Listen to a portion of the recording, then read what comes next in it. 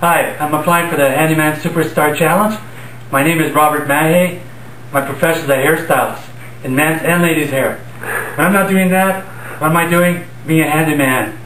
And one of the projects we have here is, this was a solid wall in the hallway. Okay, it was much too dark.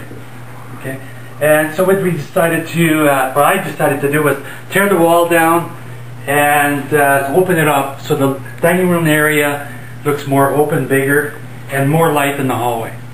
So, tearing the wall down, I had to build a header because it's a supporting wall. And at the same time, didn't want to just leave an open wall, so I decided to sandblast that's 4 feet by 8 feet long. I designed the design and I sandblasted it too. Okay, and it supports the wall so that the ceiling won't come down. That's one of the projects. Okay, now this is another piece of glass I did, stained glass. It's all glass, colored glass that I put together and also designed it for the entrance of a foyer. Okay, just to give some color into the foyer when the sun is coming through. Okay, this deck here was just enough to walk out from the house and down to the stairs, and we had to sit out here. So we decided to extend it. I decided to extend it another 8 feet, 9 feet.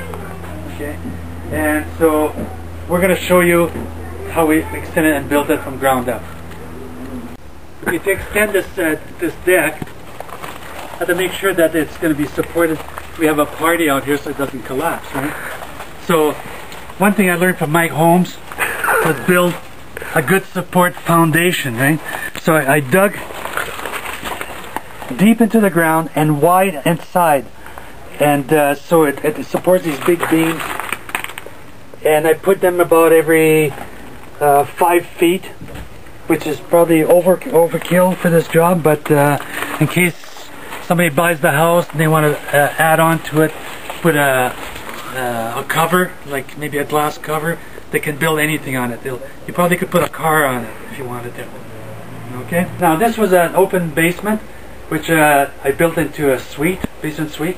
I designed it, did all the improvements to it, and the first thing we're going to do is walk into here and show you how I've done. Okay, first thing is the closet, so in case it's windy, it's a breaker, right? And at the same time, when you walk into the kitchen, it creates a U-shaped kitchen, right? So it's nice and compact. I designed it so the stove is here. The fridge is not close to it because of the stove creating heat, right? I brought down the ceiling. I installed T-bar ceiling so it looks a little bit more cozy. On the other side here, you can reach over. You got your sink, all your cupboards, right? And the plumbing I did, electrical, and we'll move down to the bathroom now. Okay, in here when I first came in here to check, there was only a toilet. Nothing was framed around the toilet. There was a drainage for either a bathtub or a shower, and I tried to measure where either one would sit, but I don't know who the plumber was, but I had to jackhammer the floor and move the drain so I could install a shower. Oh, here we are again.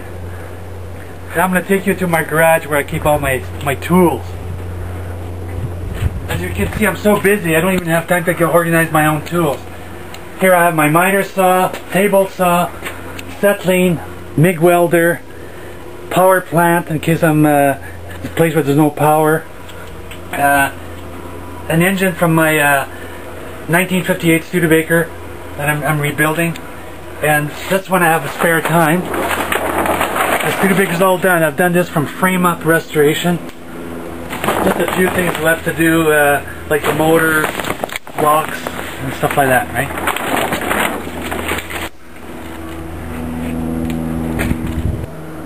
So, not only am I only a handyman, but I think I'm the best handyman there is.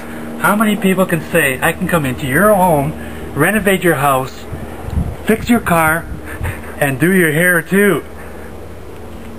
Whew.